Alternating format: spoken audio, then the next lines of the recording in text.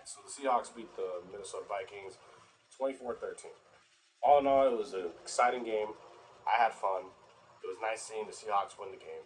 It's nice seeing football again. But I saw the Hall of Fame game. But still, it wasn't as exciting as seeing like your own team. Like it's nice to see the Seahawks win today. But nevertheless, there was some good things and there's some bad things, both offense and defensively. I'm going to talk about some individual players and their performances, and we'll just get down to it. So, we're going to talk about some big winners. Big winner, Jake Bobo. What a game coming out. Everyone been talking about him in practice, saying, "Oh, he cool, he cool." And that's the thing with practice. It's hard for me to take it seriously when, well, first off, I'm not even there, and number two, all the time people could be a camp warrior. They're the camp champion, but on the field, sometimes they ain't shit. So it's like hard for me to really like take him seriously if they're not producing on the field. So it's nice to see Jake Bobo, and he's my guy from UCLA. I'm so happy to see him producing. He had three catches for 55 yards and a touchdown.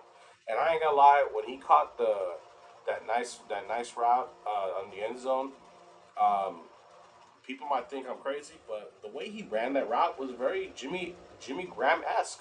He was able to shake him off, do a little double move, put his hands out and catch it with both hands in front of his body. Very similar to how Jim Graham kept the ball. Granted, Jim Graham was 6'7", this guy's 6'5", and Jim Graham was much more agile. But the route itself was much similar to a route he would run. And it was really nice to see that he can be a bona fide big threat on the on the red zone. Excuse me. But yeah, so that's one player that I'm really happy to see had a big game. Number two on that had a big game, and I'm happy. And I honestly, like I said, these are basically the winners. Is John Radigan. John Radigan was everywhere in this game, and I was happy he got significant playing time because he kind of deserves it at that point. I think he's been on the team for almost 3 years now.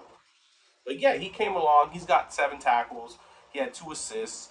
But what the point is that he was all over the field. You were able, he was able in coverage. He was on the line. He was stopping plays. He was catching. He was getting receivers. He was stopping the run. Very impressed. I was really impressed. Another person I was real impressed with, and this guy was really turning it up in the fourth quarter, was Patrick O'Connor or Connell or whatever. Patrick O'Connell. He had four tackles, but excuse me. He had 2 assists, and he was looking good out there. Showing his own, stopping one of those tackles was a significant tackle to stop on one of the third down or fourth down conversions. But nevertheless, I thought Patrick O'Connell did a lot of work for himself to stick out. Devin Bush, I also thought had a good game as well.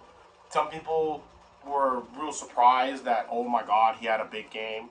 Me personally, I thought he was going to do good anyways because I think Devin Bush is starting talent, but he just has. I think he's not really in the scheme or in the culture that he wanted, which was probably Pittsburgh. I didn't think he was wanting Pittsburgh for. I don't know. Maybe that's just what it was. Maybe Tomlin. He was just tired of Tomlin. So now he's with Carroll. He feels much better to play around. So yeah, to me naturally, it's seeing a person who is already a starter with starting talent shine on the field against second stringers and third stringers. Devin Bush, yeah, he did great. I'm happy about that. But there's another person I was really happy about, and he turned it up in the fourth quarter. But when he was on the field, his presence was slightly not. You could see his presence. And that was Levi Bell. He came in with the sack, and he also had two tackles. Excuse me. He had a good game, and I was real happy with it. And when one of those tackles, he actually went out off of coverage and tackled the receiver, I believe it was, or it was a running back. But the point was, he broke off the line and actually tackled on the field, on the backfield. That was impressive. But looking at him though, personally, I don't know if it's camera work or if it's just the guy's just large. He doesn't look like a very big guy, but he does have a nice decent bull rush move, and I like his versatility on the backfield. He's able to pull back on the line. I've seen him do that a couple of times in play. But in any case, another person who got a great sack was Jordan Ferguson. And Jordan Ferguson is someone I was real happy with that they just picked up. They literally just picked him up about a week and a half ago. Excuse me. He had a prolific season in college, and being able to show his talents, especially in the fourth quarter when he got that massive bull rush into the tackle, being able to extend his arm out and get to the quarterback, that was a great move. And I was real happy to see that the Seahawks were able to get the plays that they did. But nevertheless, there's also some positives on the. That was off. I was talking a lot about the defense and talking about Bobo, so we're gonna go back and swing on the offense. Okay, I did like the Mike Landers catch. After looking at it for a while, people were saying, "Oh, it's pushback, push off, push off." I ain't gonna lie, there was a little bit of contact, but Barnes was stumbling. He literally stumbled off of his footing, lost his footing, and fell back off of balance. So it was more of him losing his balance than Landers actually pushing him off. But what impressed me about that play, after looking at it like 7 times, Landers stopped on a dime. He went straight and stopped on a dime, and then jumped and high pointed that ball, which was very impressive. The one thing that was more impressive is the fact that with his size, he's not only able to get away from the receivers or the defenders. He has enough what's it called? He uses his size to break away from one of them, which was great. But some people are telling me that he's immediately going to be coming in and make the squad. Honestly, I really hope so. I do think Bobo has more of a chance of making it because he was more of a wow factor in the camp, but he also had a heck of a game. I mean, again, 3 receptions, 55 yards. He was the leading receiver in the entire game and had a touchdown. So he was coming out on top. That's a really good play. But that's not the point. I'm not going to discredit Landers with his ability on the ball when the ball was thrown, especially when the ball was a duck, dude.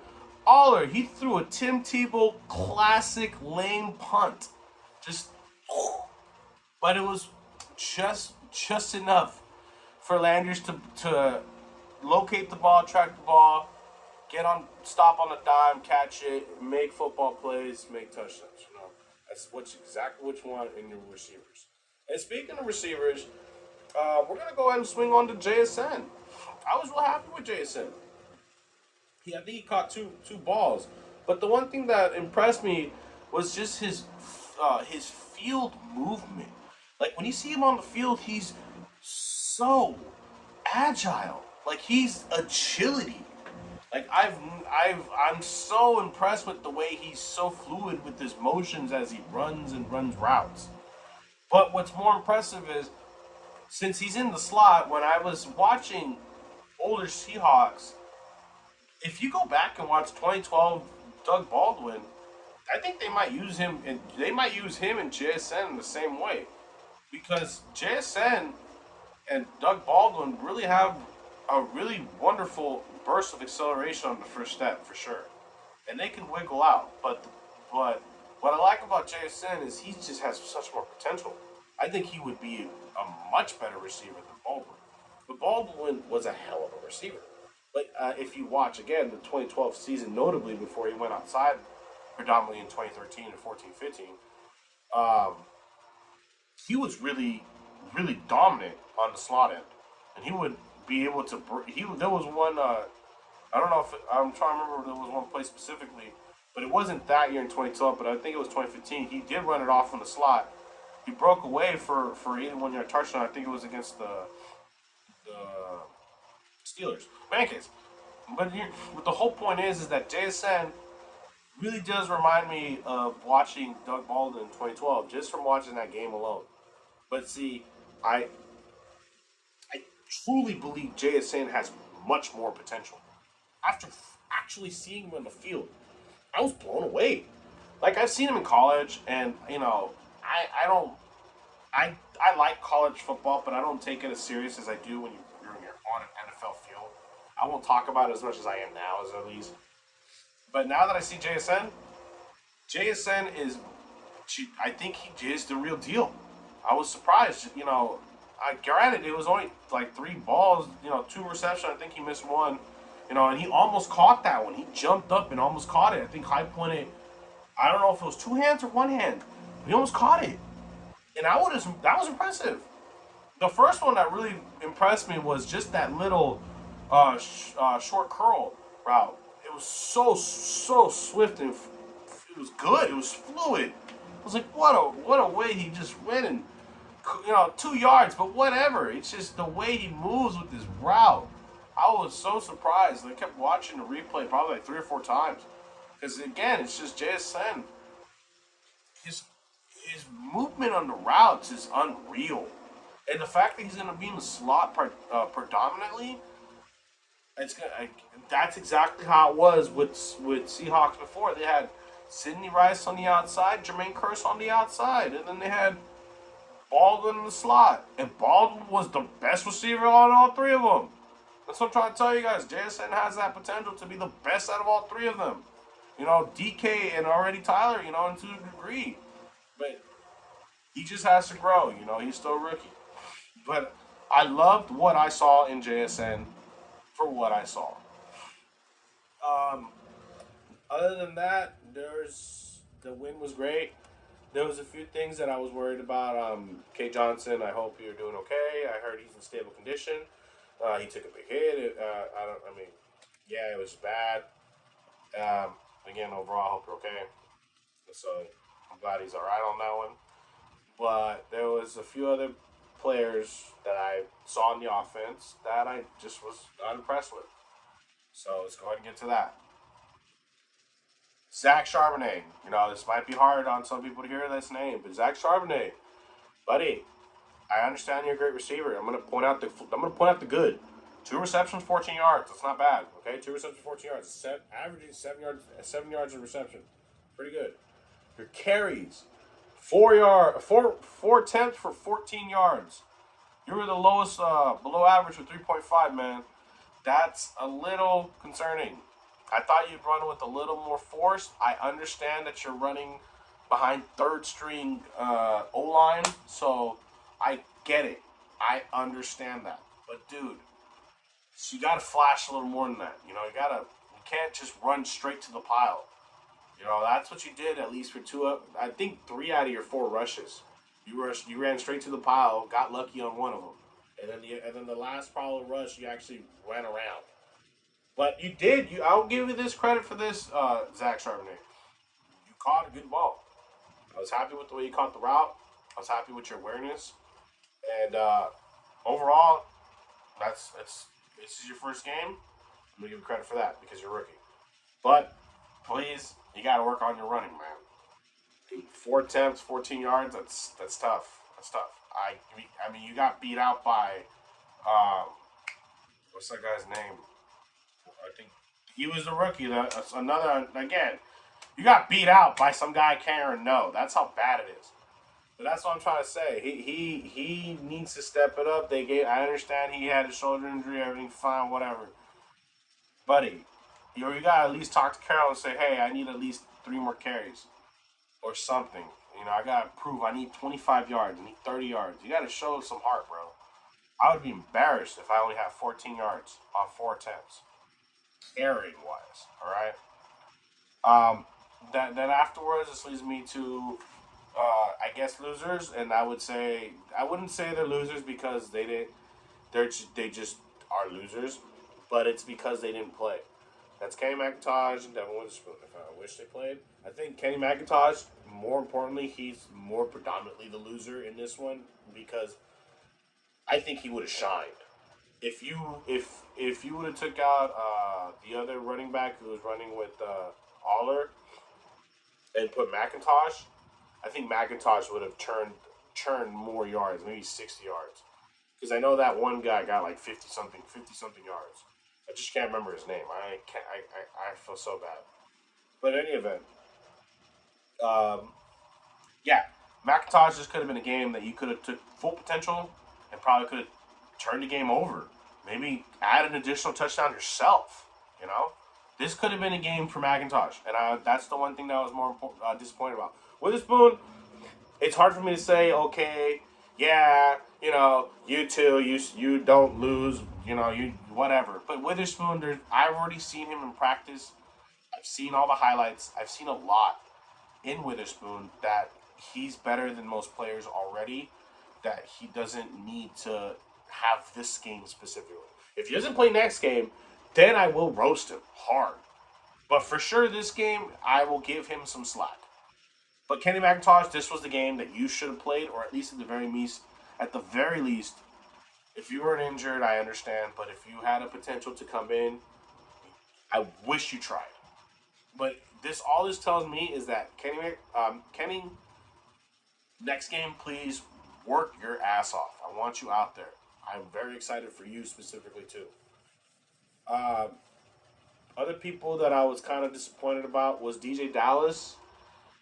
I understand. Oh, he's already in. He shouldn't be playing. Blah blah blah. That's bullshit. To me, that's BS. All right. If DJ Dallas is our fourth or third running back, whatever, because we still have Kenneth Walker and Zach Charbonnet. Shouldn't he be working out there? Because he's a third stringer too, third and fourth stringer. He didn't even. He got one. What did he do? The punt return. He got one punt return, or I think. And again, that's how much he didn't really play in the game. And I get it. He's got the veteranships of the table. Whatever. He's the veteran of the running back group now. But still, he's a third stringer. He's got to work his ass off and show that, hey, I'm worth something. He got to pull his weight a little bit. I was not disappointed. I'm not disappointed, but I just wanted much more out of DJ Dallas. DJ Dallas is a great player, but this is a game that he should have took advantage of, or at least at the very least, should have told Carroll, hey, can you get me in a little bit more before I can take a break? Because he didn't do much, and that's why I'm emphasizing this. He's not a first stringer. He's not our starter. He's not our feature. No, he's probably our feature return man, but that's it. And even then, he still needs to work on that. There's times where I've seen him fudge it up, and then there's times he's been good. But still, I want him to work on that. Another person that I wish I saw more action because he was on the field and he was doing a good job. Don't get me wrong, because he was playing his position. He just was not given that much targets. Was Colby Parkinson. Again, Colby, I don't blame you. You did well. I saw you play. You blocked. You caught your one reception that you were thrown because you were only given one target. And when you were not given the ball as you were running your routes, you were blocking up in the front. That's good. I'm glad. You did everything possible as a tight end. And I'm happy you're blossoming. I'm out of many people. I am one of the biggest Colby Parkinson fan because I've known him since Stanford. The guy was a force in Stanford. He's massive, 6'7", like 200 something pounds. I don't know how heavy he is, but he's a great player. And he has significant physical talent.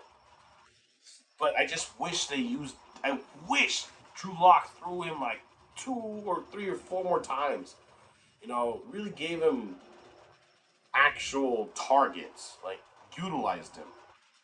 But I get it, I think Drew Lock was very patient, and this will kind of push me into Drew Lock himself. So Drew Lock did play patiently. He was rather, I wouldn't say pedestrian, but he was above pedestrian. So he was average as it gets in some cases. But it's hard for me to get excited for Drew Lock if for 3.5 quarters you can only muster up 14 points. Okay, I get it. That's good for some franchises. That's great, or in some cases. Take that 14 points to who's a shitty ass team? The Cardinals. Maybe they might actually be happy about that because they're scoring more than what Kyler Murray could instead of having 2 interceptions or 3 interceptions. But still, even Drew Lock had an interception. Granted, it's not his fault, but interception is still an interception. Ball got tipped off the line. Other player caught the ball. It's on you, Lock. What can you do? But I can tell you this: you were throwing some good balls. You zipped two impressive balls, especially one to Winston Jr. I think it was Winston Jr. Right? But you zipped a nice one to him. That was a very impressive NFL level throw.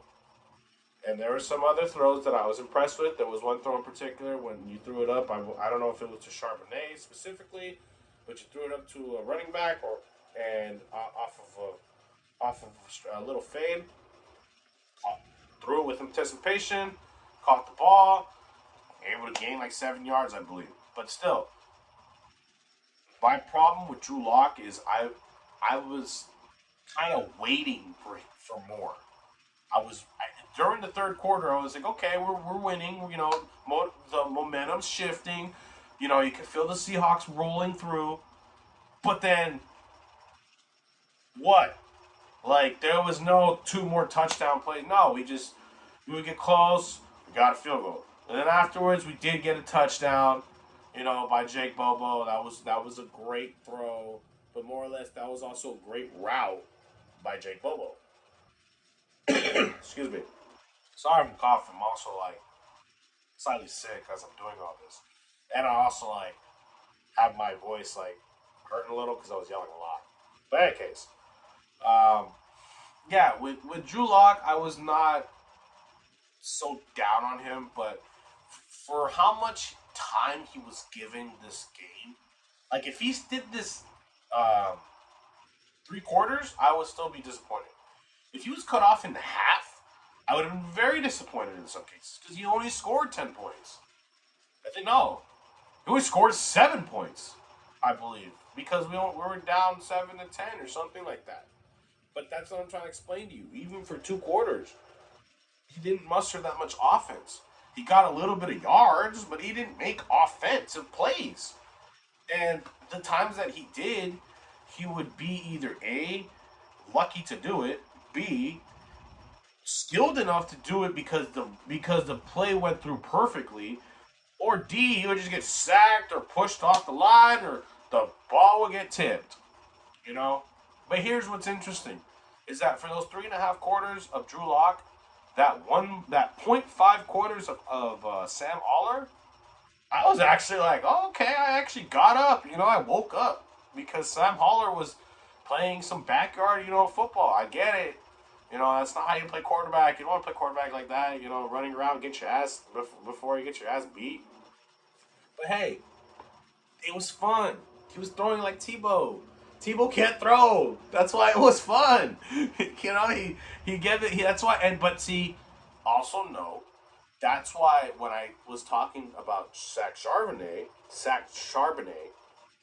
only having those 14 yards, that one guy, that rookie guy that was whatever that got the 50 yards, that he was getting most of the carries from Sam Aller. So it's not like it was anything special because he took most of the load out of all the carries, to be fair. But I also was happy to see Sam Holler do a play action, excuse me, and get past 15 yards. So that was fun. I was really, really happy to see that. And it brought back excitement. Everyone was cheering. It was good to see. And then when he threw the Tim Tebow throw, punt, and Matt Landers was able to capitalize and make a touchdown, it was a great play. It was great. It was fun to see. All in all, though, since there was really not too many negatives, there was some penalties, but not game changing, not you know what I mean, like very very desperate penalties that messed us over. There was a few mistakes that we could always clean up, but there was not exactly crucial penalties, and I was happy about that. And I also want to give a shout out right at the end of the play. Um, Christian Young really stepped up a little bit after he got that flag. He was able to lock down the that right that I want to say that was a tight end at the very end that he threw it to. And he was able to block. He was able to block it. I was happy. But see, beforehand at the very beginning of that drive, he got a pass interference, or I think it was in between that drive, a pass interference. But it was good to see him clean it up and get the last play of the game for us to kneel down, of course. But is there okay? So now that we've gotten through all the players that played and everything, I'm gonna talk. I want to talk about who I'd like to see coming up, and hopefully we'll win.